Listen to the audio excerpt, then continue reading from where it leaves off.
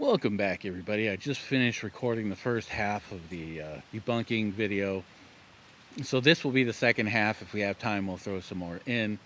Again, these things are always dictated by the length of time on my, I think was a Garage Center, Garage Band, I think is what it is, Garage Band on my iPad. It only allows me to have, I think it's 200 beats or something, in 200 measures, whatever it is, in any particular song, even though lots of people that I know of use this or have suggested using this as a podcast recording thing. So it's a little weird, but it definitely gives me a limit on things without having to add another one. And as I've mentioned before, storage can be a problem on this thing. Once I get my gainful employment, which should be pretty soon, I'll be able to upgrade a few things. I'm definitely going to purchase a decent laptop, not, ultra gaming sort of, what do I want to say? Level, I guess, expenditure, but enough that I'm not going to have a bunch of problems like this. I'll also probably get a Bluetooth external drive, because I've got one, but it's not Bluetooth, so it can be kind of tough to just go into a room and just get everything connected to that, get access to it and store everything. I'll get that next time I go on a trip to about 100 miles from here. It's the nearest towns. We got a Costco. They're always selling that kind of stuff. So I'll see if they have a good one. If not, I'll get one off Amazon. I know, evil Amazon, but they got the stuff that I need. And I'll get a lot of things set up, and I'll be able to save a lot of stuff, especially when I start recording things. And I'll be able to have clips to put up, and I'll be able to make a lot of these more actual videos and not just podcasts. They could be both, obviously. You see a lot of them on YouTube where you could watch the people talking and they have like charts and stuff up there, but it's still just a podcast. I'll be able to do that style a little bit more. Anyways, we're like I said, we're back here, so we don't really need to go over a whole lot of stuff. Nothing has happened, at least for me, because I literally just took a couple of minutes, finished my coffee, drank some of my drink, and now we're going to continue on, because we've got about 12, 13 more minutes on this. So this is sea level rise post-glaciation. The rapid rise in sea level all occurred between really 16,000 and 7,000 years ago, when the huge 2-mile thick low altitude, mid-latitude glaciers all disappeared. And since then, it's just been a very slow, gradual rise as more of the ice that was left in high mountains and the poles melts a little more too.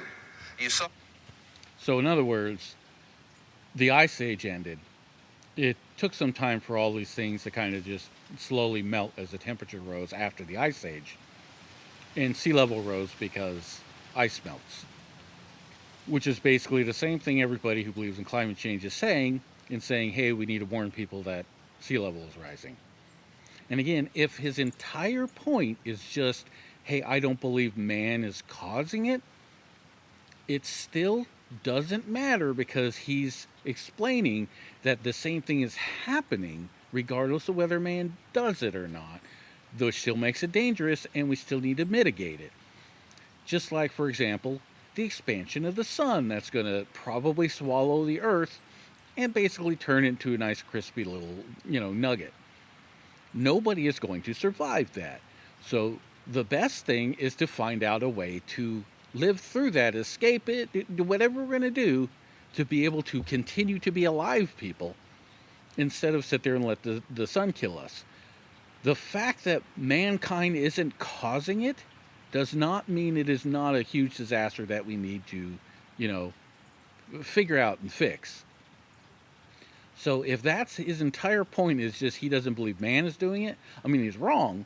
But even if that was it and we were willing to, just go with it for the sake of, making him happy, does that mean he's still going to be on our side for trying to fix it? Because if that's it, then hey, man, yeah, sure, man doesn't do it, but you're going to help us fix it, though, right? Even if we're not doing it? Because if that's all we need to get you to help us fix it, then I'm on board, man. Sure, I'll tell you whatever you want to hear, but we need to fix it. But if he comes out the end and says, so don't worry about it, it's just normal, then he obviously doesn't know that regardless of whether it's normal, it's still going to be a disaster and murder like just a bunch, if not everybody. So I don't know if he knows that, but we'll see if he gets to his actual point by the end. I'm starting to kind of doubt it, but we'll see. This yesterday, this is tropical hurricane energy worldwide. Al Gore knows about this, yet he continues to say that it's going to be a devastation of the earth from massive hurricanes. No such thing. And of course, you know that this is the longest period in the history of Hold on. measuring hurricanes since. Let's see if it says. I mean, no, it says, but okay. So this is 9 years ago. So not that it wasn't happening back then, it just wasn't as obvious. But I will forgive him this in that he's not here today to see the massive, like, just increase in everything disastrous that's happening because of climate change. Again, that isn't to say nothing was happening before, but when you have a once in 100 year storm, and it still isn't exactly, maybe it's 2 times that it happens, even though that's more than normal, it's like, okay, maybe it's not going to happen the next 100 years, so it's still a 1 in 100 year storm. That I can understand that, and I can give him some forgiveness in that. But he obviously isn't around today because he'd have no room to talk, although I guarantee you he wouldn't change this talk one single little, well, no, he probably changed it a teeny little bit to try to give himself more credit for predicting things and saying that things are right the way he said. But other than that, he'd pretty much say, yeah, this is, everything is still true. Category 3 or larger hurricane hit the continental United States. Right now, today, is the longest period we've known. So that one really, and even the IPCC does not subscribe to the belief that extreme weather events are tied to global warming, whether it's human-caused or not. They say there is no evidence of an increase in extreme weather events related to the warming that has occurred. And yet, Bill McGibbon and co., Al Gore, the whole bunch of them, perpetuate the idea that every extreme weather event is because of us.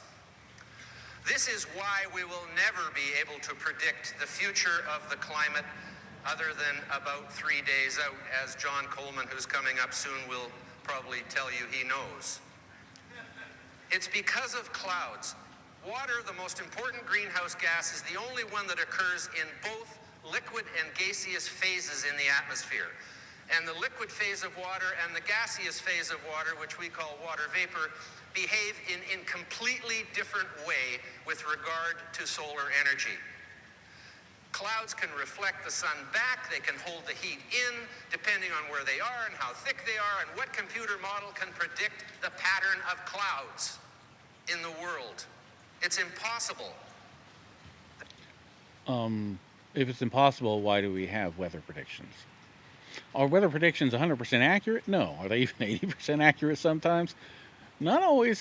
Yesterday it was overcast. It was supposed to be overcast, but it wasn't supposed to rain. It didn't rain a ton, but the rain forecast was like, it's not really going to rain tomorrow. Or, yeah, I mean, because I saw this 2 days ago. So for me, yesterday was tomorrow when I was reading the data. It said it's not going to rain tomorrow. It's just going to be overcast, and then it's going to be sunny as heck. Guess what? It rained a little bit. It got it a little bit wrong. It's not a huge thing. But, yeah, it's definitely not 100% right. But he's acting like we can't do it at all. Like we just flip a coin and, oh, God, we get it wrong every time. No. The further out we get, the less likely our predictive models are going to be accurate. That's just the way it works. There's so many complicated things involved in trying to predict something like weather, including quantum systems that we just can't really factor in for, because we would need a Jupiter brain to even compute the amount of data that we're not even 100% sure we could do accurately anyways. So having said that, he is not right.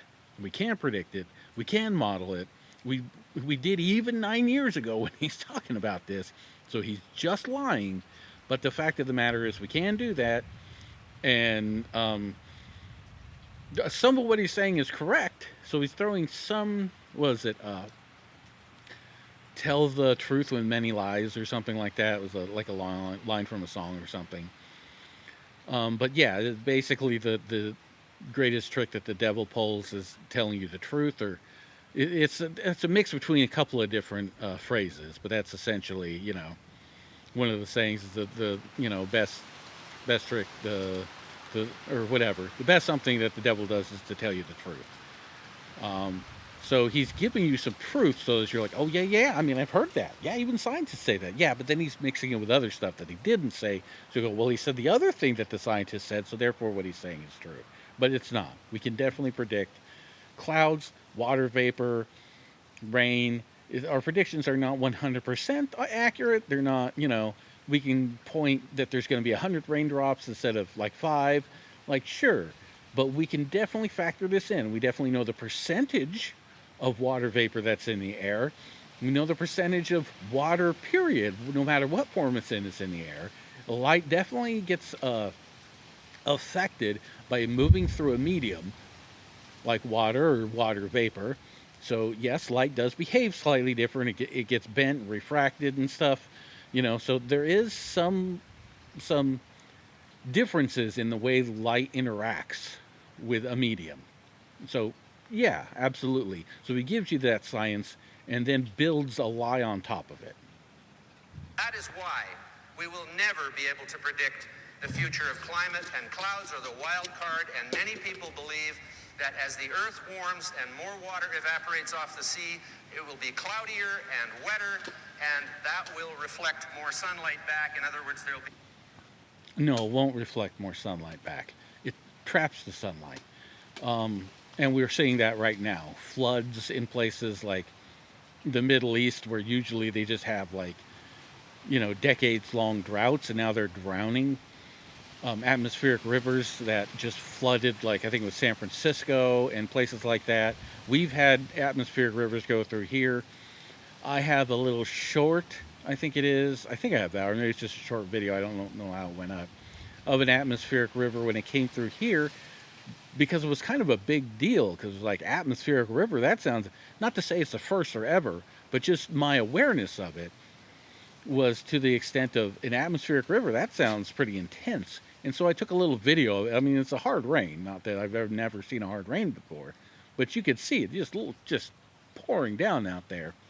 And that was an atmospheric river that was, moving through. It was kind of, to me, it seemed like a big deal. And now we have these atmospheric rivers going through on the regular. I don't know if that's something that's been occurring more now, if it's something that we just weren't really familiar with the terminology and we never really said it that way. Like, I don't know about that side of it. That's something that, would have to be looked up sometime when I may want to make a podcast involving that kind of thing. But the point is that the strength and number of these atmospheric rivers is definitely intensifying, which is exactly what he's saying we would see, because we are seeing them. But the thing that he's going to say was, oh, well, now we're reflecting, more sunlight back, and therefore it's not going to be as hot. Is not true, because it doesn't reflect the sunlight, it absorbs it. That's what it does. A negative feedback against the effect of CO2, and that is just as plausible a hypothesis as the fry in hell hypothesis. It's not as plausible a hypothesis, because you're guessing and saying cloud white reflects sunlight, there you go, instead of looking at the scientific data and how it actually works. That we keep getting from the alarmists. As a matter of fact, it's probably a more plausible hypothesis. Now he's doubling down. CO2 is the most important nutrient for all life on Earth. Please teach the children this. In other words, stop teaching them that anything that can be good can also be bad. If I say it's good, that's the only thing you should teach, and that's the only thing they should learn. Let's not even teach them about methane, which is not something plants like or want around, and it's even worse than carbon dioxide, and we're putting in the atmosphere in greater and greater amounts every year, which is completely just terrifying. 84 times more potent than carbon dioxide that we're pumping out there. We're now increasing methane, and then we're unlocking these natural pools of methane that's just pouring up in the atmosphere, and it's like, oh my god, it's it's literally mind-boggling how damaging we're being to this planet and how it's accelerating. So this guy is just whitewashing something because he says carbon can have positive effects, and if we just teach that, then the negative effects don't happen because nobody learned about it. Can't teach them both. Can't teach something good and bad. How can something be both good and bad? That doesn't happen. It's either good or it's bad. So we teach them that it's good because there are some good things about it. End of story. When we started emitting CO2, it was down to about 260 ppm. Now it's at 400. If it had gone down by the same amount as we've caused it to go up, plants would have started dying, because plants start dying at 150 ppm. Below that, and one of the reasons the CO2 has fluctuated during the glaciation we've had in the last 2.5 million years, is because when the plants start dying, they emit the CO2 that they hold, the carbon that they hold as CO2. Yeah, and then that it is gets how it better works. again. And so we've been skipping Doesn't along get better. on top of this low point for CO2 for a long time now, and it's about time somebody did something about it. So he's describing a natural carbon cycle. I'm not sure why. Is he saying it always happens, therefore it's cool? Because he's saying that the carbon gets stripped from the atmosphere. In other words, it's not in the atmosphere. It's not extra. There's like not none, but a lot less, because it's all trapped in the plants. Well, then the plants die, and they release the carbon dioxide in there, and it not at levels of today, right? It gets up to half of the levels of today before it needs to then, have all the carbon dioxide get sucked back out, I guess, by the plants, and then they all die and release it again. This carbon cycle that he's talking about doesn't work for the scenario that he's pointing at today, because now he's saying there's twice as much carbon, but the plants are still alive. So if all the plants die, we're going to have even more carbon dioxide in there. I don't know if he's mathed this correctly or not, but I wouldn't put it past him not to. And the idiot's flat. James Lovelock, the father of the Gaia hypothesis, was an extreme pessimist about climate and said that humans are a rogue species. I don't know what the Gaia hypothesis is. I think I've heard something about this. It sounded ridiculous before. It sounds ridiculous now. It's something I can look into. It's definitely something we can make a video on. But if he doesn't explain the hypothesis, what it is and how it differs from what normal scientists view as just nature, then talking about how it says stuff gives no credence to the thing he's talking about. That's like me saying, my friend John's book says that this is bullcrap. So he wrote a book, man. And if he wrote a book, it's true. And if I can quote his book, that makes me true, therefore true. He has changed his mind. He realizes that if Gaia is all one great organism, that maybe we're doing her bidding. It's like Carlin said, the reason people came into existence is because the earth wants plastic. And maybe the reason people came into existence is because the atmosphere wants a little more carbon dioxide for the plants. Now, I realize that was a joke, but he just used a joke to explain science. You do understand how dumb that is, right? Knock, knock, who's there? Carbon who? Carbon dioxide. That's hilarious. Hey, that must be science. You made a joke, and joke is science. Wow. Hey, make a joke about carbon dioxide leaving now. It'll be gone all of a sudden. So dumb. And now, we must welcome our new plant overlords, because we have been summoned to create carbon dioxide and do their bid. By the way, twice as much carbon dioxide, he's saying, as was there before when they were perfectly fine. They are not fine anymore. They need twice as much. They're greedy little plant pigs, and they need a ton more carbon dioxide. Man, not only that, Let's keep it going. They need more and more. They're like the oligarchs of the plant kingdom. They need to outstrip their competition by so much you don't even know. So much bigly energy, so much carbon dioxide. We need it all. Who knows? 88% of Apparently, world energy. you, I'm just going to from what do you're a little saying. bit of energy here, because especially to people concerned about human-caused climate change, energy is the flip side of the coin, and global energy policy is what they want to get their Flip side hands of on. what As if coin? there's some kind of dial you can turn somewhere that is going to change the climate. They want to stop this 88% of world energy produced by fossil fuels, and especially the part where oil is involved, where there really aren't many substitutes, because that's transportation. Getting the food into... What the hell are you talking about? There aren't many substitutes because it's transport. Have you ever heard of a steam locomotive? We had it way before combustion engines. Steam locomotives was how transportation worked. And horses. Now, true, horses ran on carbon because they ate plants, so in a roundabout way. But steam engine is steam. Now, you could also argue that we use coal to heat the engines that made the steam. We could heat other things. Coal was just a really efficient way to do it. We can have a nuclear powered. Hold on a minute. Okay, had a quick break because I had to open the gate for somebody. So the stores. Hydroelectric produces 20% of global electricity, the most important and cost-effective source of renewable energy. Greenpeace and the rest of them are against it. They're against wood, the most important renewable in the world. They're against hydro, the second most important renewable in the world.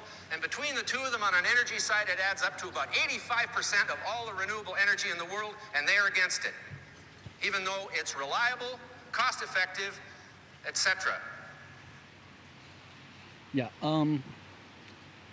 when we got plenty of power, but we're starving to death because we have no fish to eat, that's not really going to do us any good. So removing the dam means that we can get some of the salmon back in there. That's a important food source.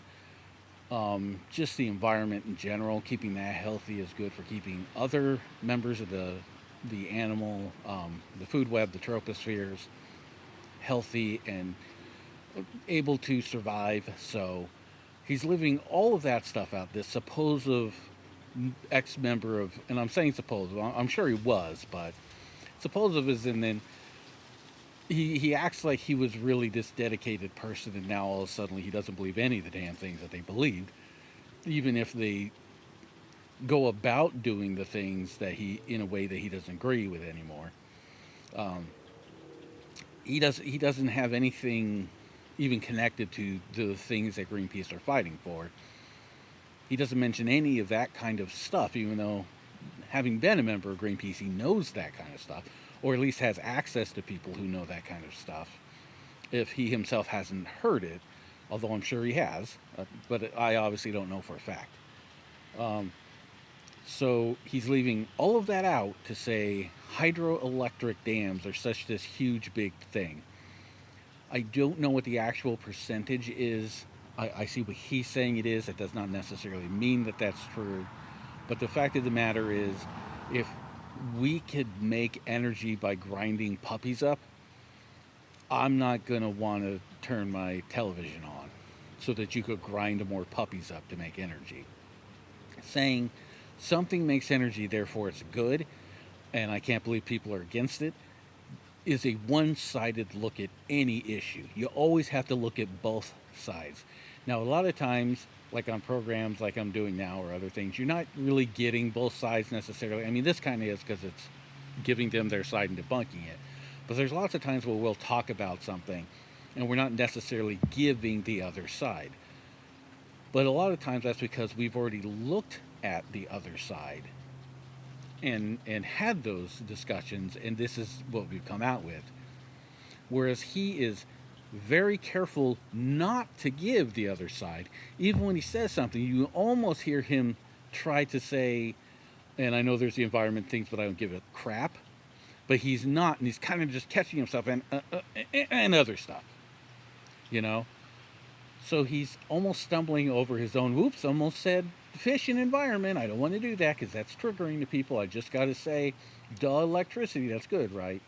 So, Three Gorges Dam, Greenpeace succeeded in getting the World Bank to pull the funding from this. Thankfully, we buy enough flat screen TVs from those guys that they could afford to build it without the World Bank, and they did. It replaces 40 coal-fired power plants. If you're worried about emissions from coal plants, it stops floods from killing thousands of people downstream in bad flood years, and it allows them to irrigate twice as much land. This is a sustainable development. he knows that most of those people he's talking about downstream are only there because of the dam. If the dam wasn't there, they wouldn't be there because there'd be a river there. And there are plenty of people who live on riverbanks and still drown. You can't stop all riverbanks from overflowing, even with dams and rivers overflow. So that's just one of the dumbest things I've heard in a really long time. Just, yeah. And China, Canada, we up north get 60% of our electricity from hydro, but oh, they're against that. When the oil and coal and gas become scarce, this is what we're going to have to use. There is no question of that in my mind. We've still got a ton of all that stuff, but when it does become scarce, we're all going to be dead at that point anyway, so nobody's going to care. So let's work on making it even safer than it is, which is already safer than every other major energy technology. God, that's, oh my God, that's, Jesus, that's, just hearing him say that, it's almost like he's stomping on the heads of everybody that he hates right at that moment and crushing their little snowflakey liberal ass fu bitch heads, and hearing the satisfying sound of the skulls cracking under the heavy boot of his authority.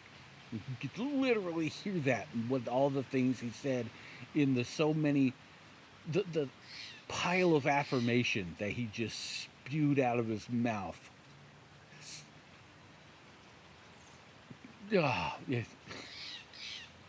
It's just so depressing and yet predictable that he's doing this. And here it is. Here it is, kind of the summation of what not necessarily wants you to get out of this whole talk, but where he wants you to stand in your position in regards to all this. I mean, he's given it right there. In fact, I'm even going to go back not to the beginning.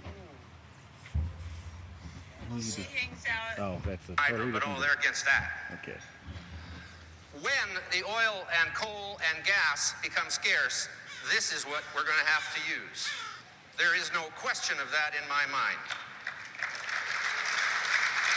So let's work on making it even safer than it is, which is already safer than every other major energy technology we have.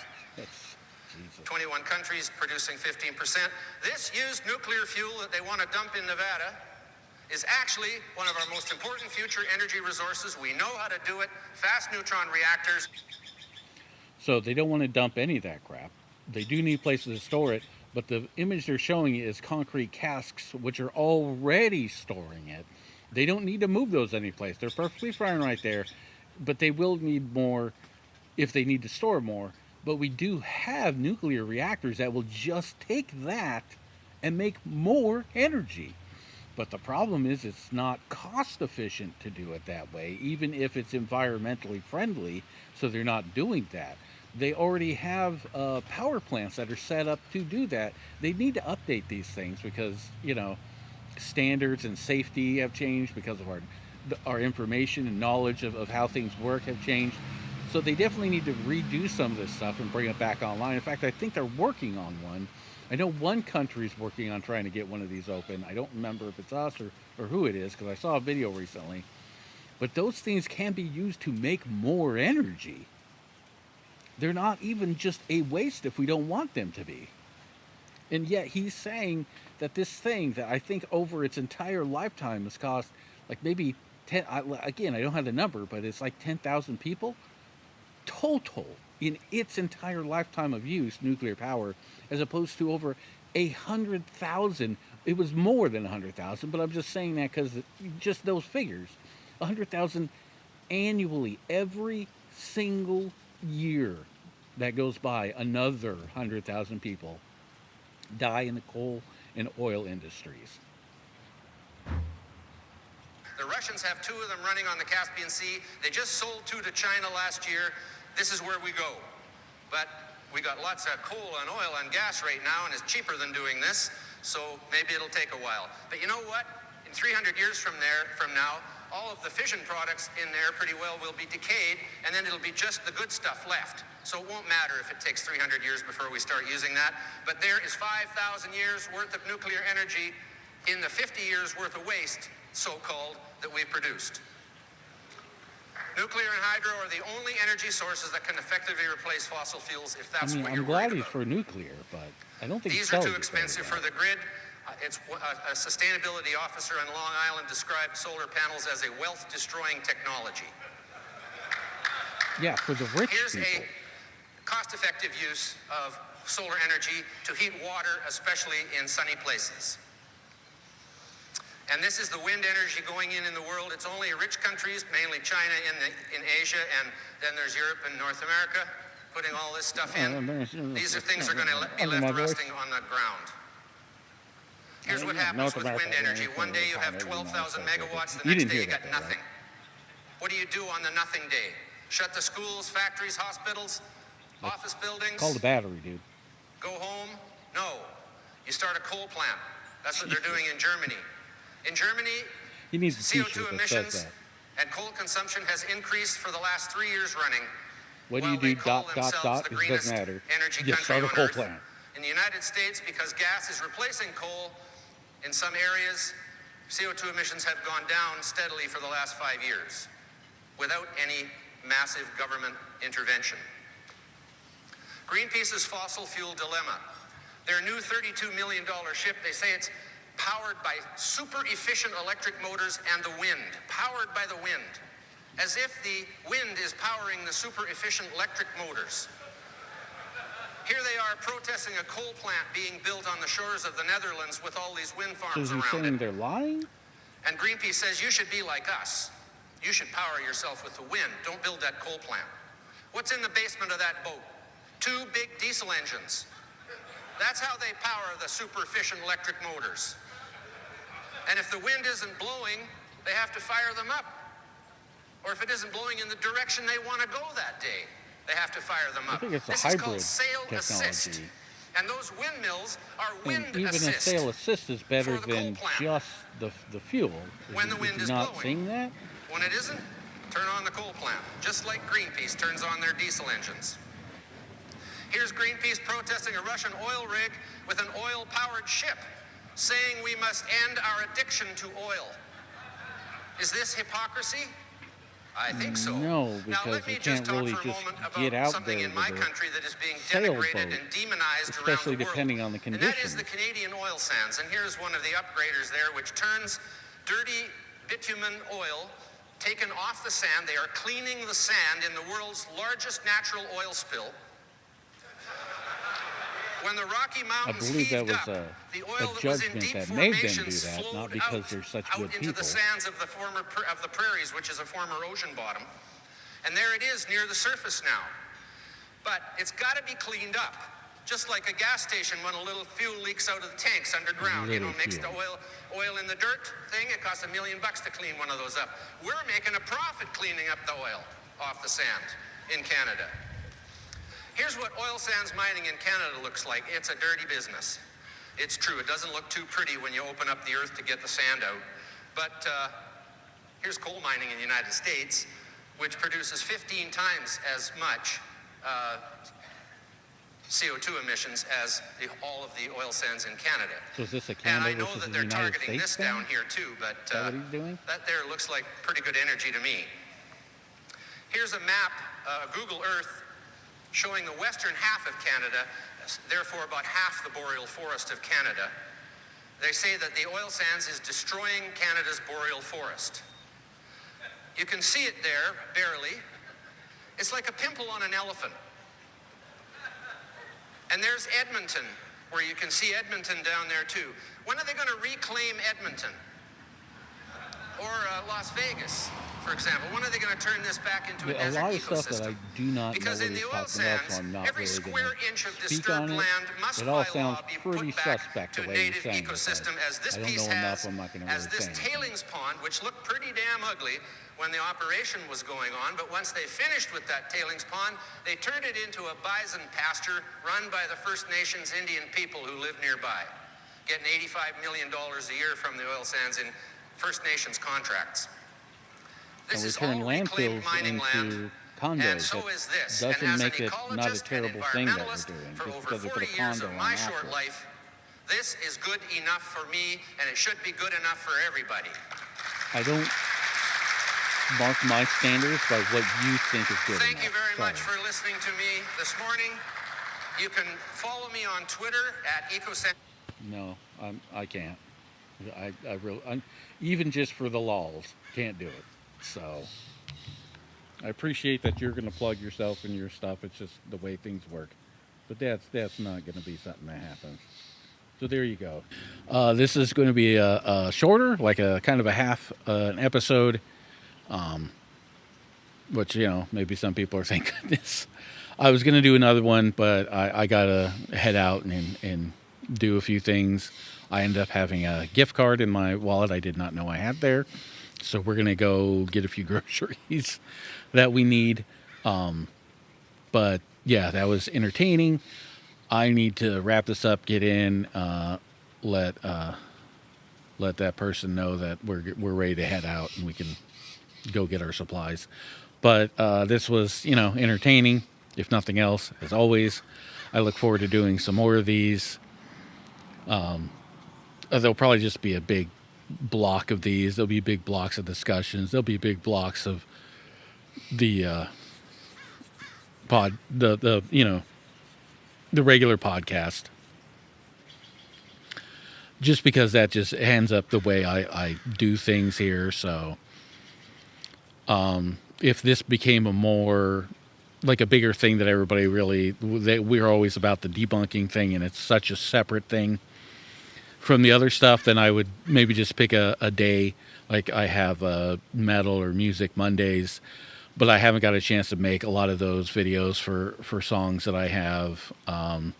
Again, it's once I get that laptop, which isn't going to be like right away or anything, because I got some bills that need to be taken care of with the first few checks, and then after that I can start saving up. But when I get that, that's going to be a better resource for me to put things together without having to really go out of my way to get to the computer, which is what I need to do, those kinds of things.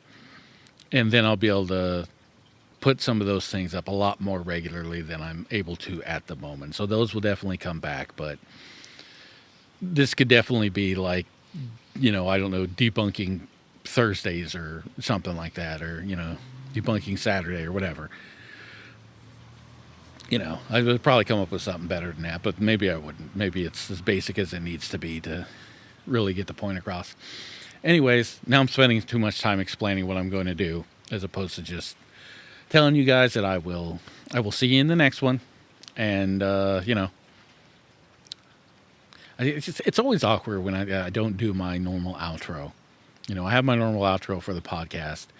It doesn't really, it works with anything because it's still true, but it's not really, I'll have to try to come up with something that is more than just me sitting here like I'm somebody on the phone trying to figure out whether I should say goodbye or you should say goodbye. Do I hang up first or that kind of thing, because it just gets ridiculous. So I'll talk to you next time. We'll see. I don't know if it's going to be next. Again, here I go again. Sorry. I'll talk to you guys next time. Okay. See ya.